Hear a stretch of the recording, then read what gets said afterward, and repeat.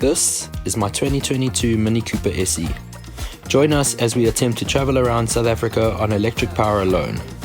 We will take you along the ride as we experience the attractions en route, driving and charging, as we try to prove that road trips can be done in South Africa with EVs today. You join me on a very cold winter's morning in Hermanus. Sunday, we are getting ready to make our way back to Oudtshoorn. Today is our third day of traveling in this road trip so far. Yesterday we had the EV Now show. That was really great. Nice to see everybody, see all the cars and see all the new companies busy in the space. Looking forward to our drive today. It is just cold, windy, wet, typical winter Cape Town weather, and we are sort of hating life a little bit. Today's leg is about 425 kilometers. We potentially will have 3 charging stops for the Mini, and after that, off to Oudtshoorn.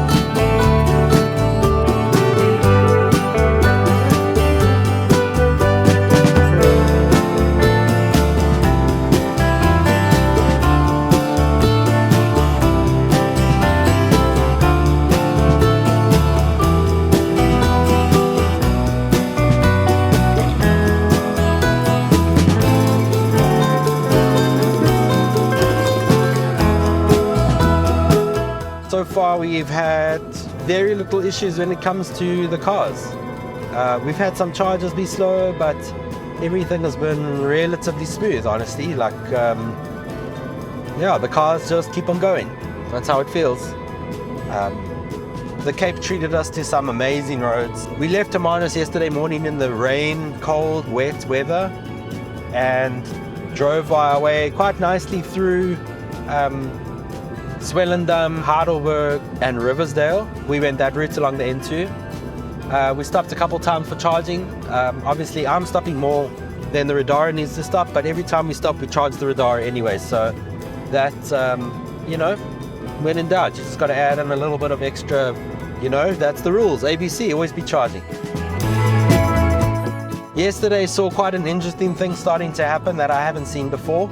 The N2 between Cape Town and George was quite busy with EVs actually, so every charger we stopped at Heidelberg, for a moment there were 4 EVs, 2 plugged in, 2 waiting. Luckily there are other options on that route, so those cars managed to go separate ways and charge at the next charger. The Riddara was one of those.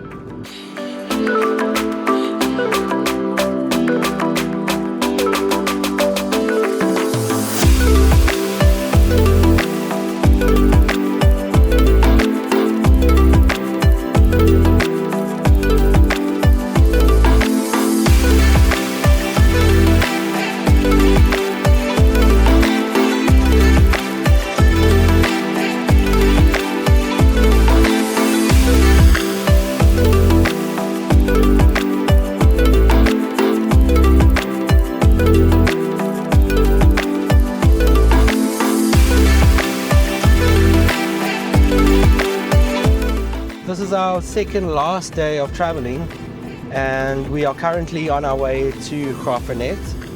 We're about 100 kilometers from Graaff-Reinet, and we have we finished charging in Willowmore. So far so good. Today we started our day in Oudtshoorn. We stayed at a very cool place last night called Karuzen. and they let us charge the Riddara and the Mini overnight, which is awesome. So we both had pretty high state of charge this morning, which is quite nice. We stopped off in Durust for some coffee, and stopped in Meringsport for front row from Enviro Auto to have a bit of a swim, and for all of us to see the region, beautiful roads in there. We have been in the Mini, we average 15.8 kilowatt hours per 100 kilometers, and we have driven 2,348 kilometers so far. This is, I guess, day 4 of traveling, day 5 of traveling. It's quite a few travel days right now. We were able to cruise very comfortably into Mossel Bay yesterday. Tried to stop at the Diaz hotel and resort charger. Yet unfortunately, a lot of the chargers do split the power, which is understandable. These chargers are basically limited by the connections that they have at the sites. So as much as we want fast chargers everywhere, sometimes the sites aren't able to sustain that power, or the capacity is just not there from the municipality. So these guys are waiting for this kind of thing. It's happening, but we are at this point sort of experiencing some of those throttles and limitations. So arriving at a charger and plugging it in and needing to share charge is fine, but it does end up taking a little bit slower. Since we are traveling with two cars side by side, it puts pressure on things like that. So so far, again, doing pretty well. 88 kilometers until our next charging stop in Graaff-Reinet at the Pick and Pay again. Nice dual gun charger that has 150 kilowatts and it gives that, which is amazing. So we should get full speed in the Mini, while the Riddara gets full speed as well, so or close to, which is really awesome. So in Graaff-Reinet, we're going to grab some stuff from the shop, considering what we should do for dinner this evening as we arrive in Johannesburg. Again, because of our escapades today, we will be arriving fairly late, so we'll see how it goes. The time sort of adds on really quickly. At the moment, we should arrive in Graaff-Reinet at about 10 to 5. We left Durust at about 11 today, so it's slow going. We have been stopping to shoot things and stuff, so all the stuff kind of really, it adds up in time super fast. But our stretches today are pushing the limits of the Mini. So this stretch now from Willowmore to Graaff-Reinet is 173 kilometers. The Mini does say we make it, but at the moment we have the ease of slipstreaming the Riddara, which helps us.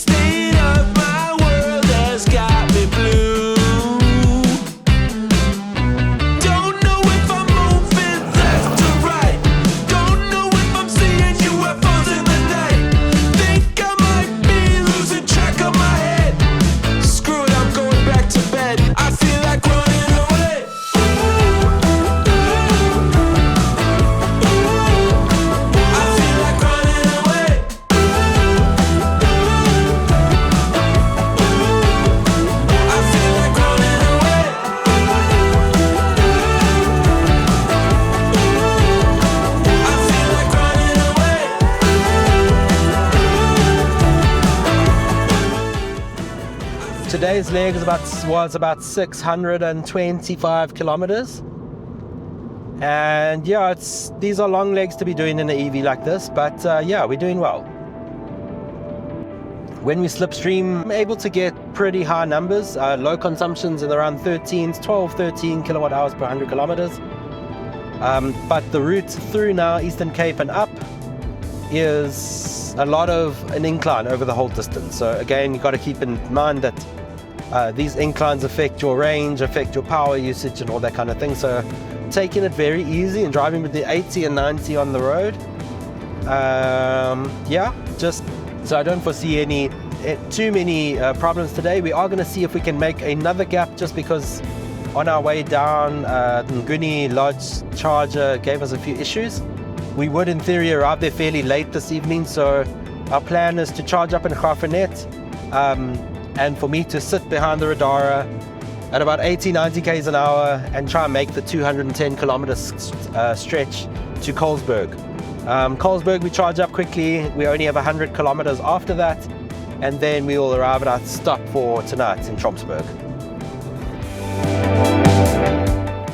We are on the N9. It's a national road, but it's really quiet. It's really not on the levels of, say, the N1. You know, this is a lot quieter, which helps a lot if we're trying to make distances.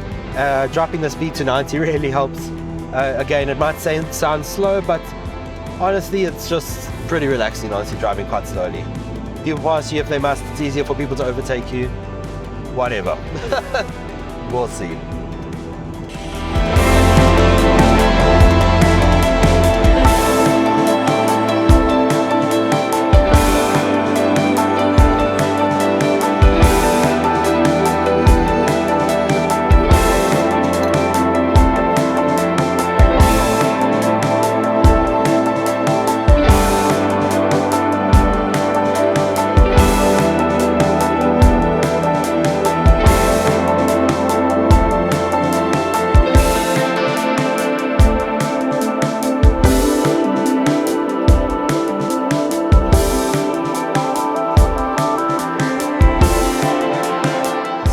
Currently 160 kilometers outside of Potch.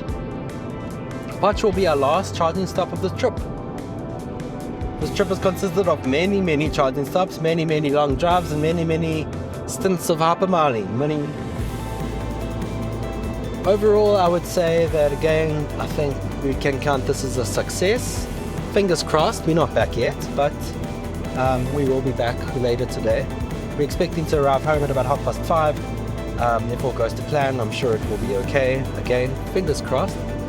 And so far it's been a very pleasant trip. It's been a lot of driving, and it's been a really good test of the Mini. It's been an excellent test of the Riddara.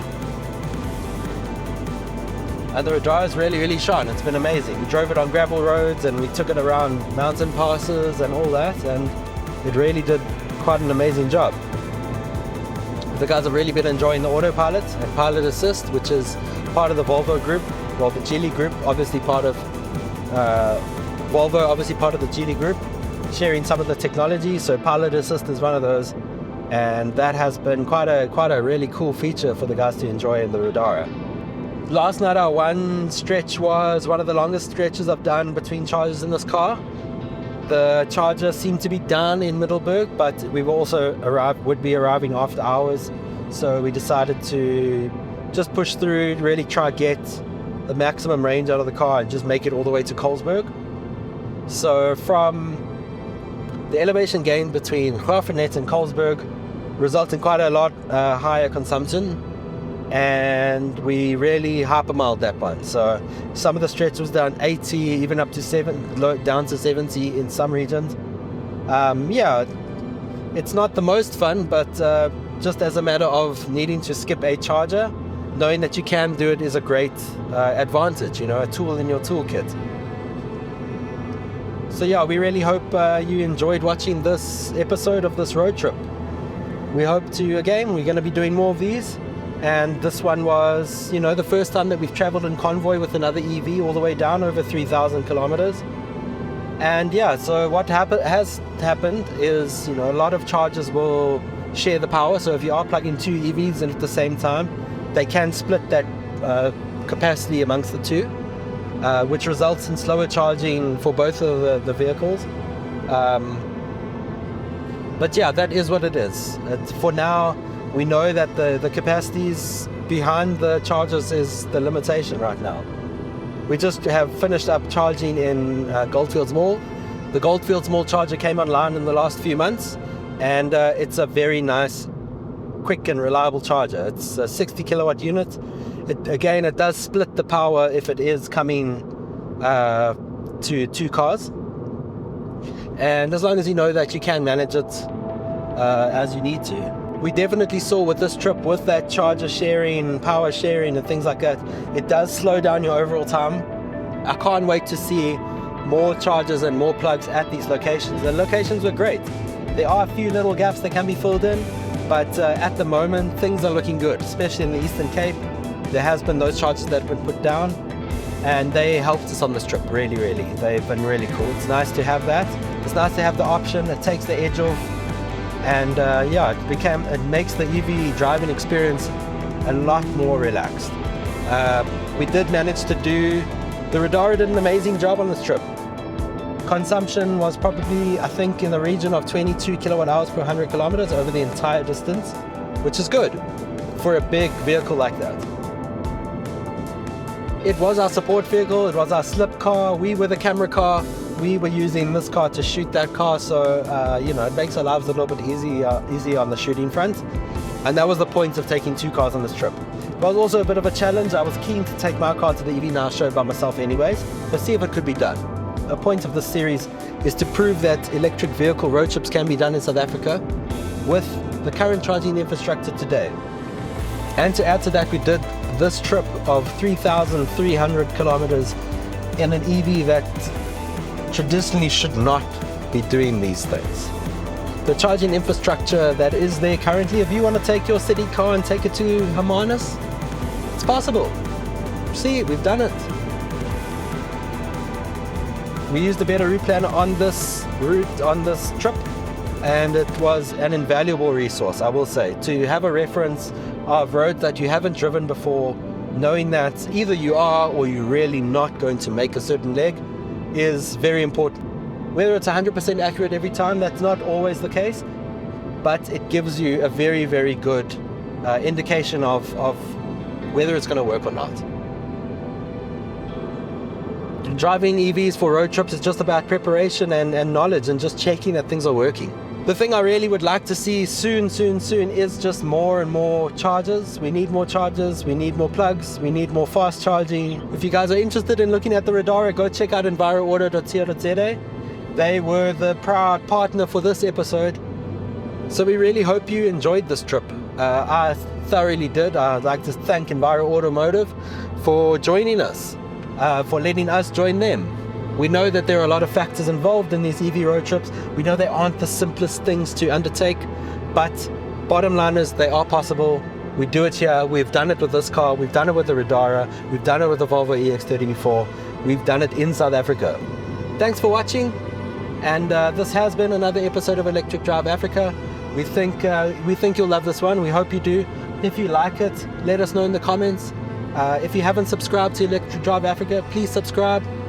Check us out online. My name is Ryan. Follow me at Ryan Jarret on Instagram. And on to the next one.